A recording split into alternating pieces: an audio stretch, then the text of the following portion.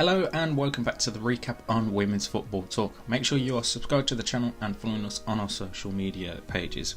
And what a fantastic weekend of football we've had. We've had goals galore here in England, changes at the top of the table in Germany, and an El Clasico battle in Spain. So let's recap all the games that have happened this past weekend. And on Sunday, it was the big clash between Manchester City and Chelsea here in England in the WSL, and what a result it was for Gareth Taylor's side, beating Chelsea by 2-0. Early goals from Philippa Agendal and Lauren Hemp gave the citizens all 3 points, and a very dominating side performance from Manchester City. Chelsea seemed to have that Champions League hangover in them from midweek, and then they made early substitutions after that second City goal, taking off Lauren James and Sophie Ingle for Niamh Charles and Johanna Wright and Canarid. But that couldn't help it because the damage was already done by Manchester City. Chelsea just looked some of a shell of themselves, had no real threats towards Ellie Roebuck. There was a couple of chances throughout the game, but it was easy for her, and at times you thought Manchester City were always going to score every attack that they went on.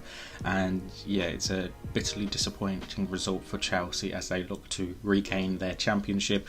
So that result sees Chelsea slip down to third on 37 points and Man City up to second on 38, but Chelsea do have a game in hand over both sides above them, being both Manchester sides, so it's going to be interesting to see how Chelsea can bounce back from that. And obviously we don't have to wait long for Chelsea's bounce back because they play on Thursday in the second leg against Lyon, so that's going to be very interesting to see how well they can bounce back from disappointment on Sunday, and can they get back to winning ways and obviously progress into the semi-finals of the Champions League. Obviously they have that 1-goal advantage there.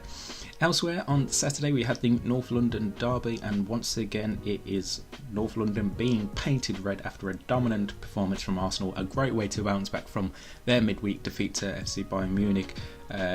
Caitlin Ford, the star of the show, scoring twice.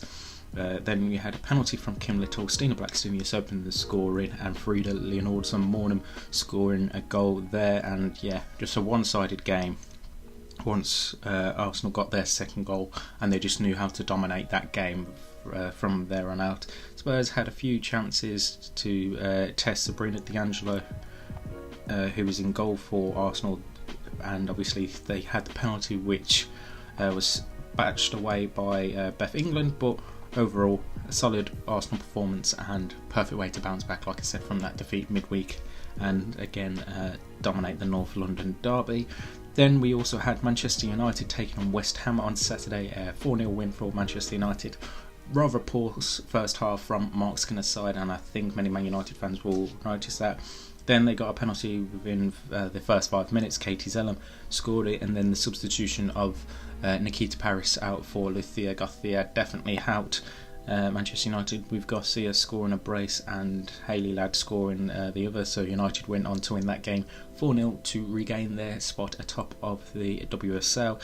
And like I said, they are level on points with Manchester City, but they have a much better goal difference. However, Chelsea and Arsenal do have a game in hand over the two Manchester sides, so we could be set for a fantastic end to the WSL season. And I am really excited to see who goes all the way down the wire for Champions League spots and who will win the title. Elsewhere on Friday, Everton drew 1-1 with Liverpool in the Merseyside derby. Gabby George and Katie Stengel, the goal scorers for their respective sides. And then on Sunday, Aston Villa scored 5 against Leicester City. Rachel Daly and Alicia Lehmann both scoring twice, and Kenza Darley opened the scoring for Carla Wardside in an easy one-sided game there.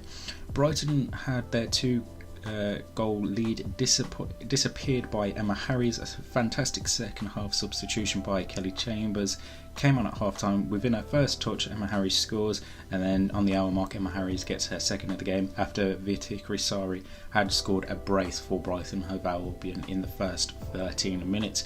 So it wasn't to be for Brighton, as they are looking to push themselves away from the relegation zone. However, with the result to Leicester City against Aston Villa, it was an easy enough result for them there.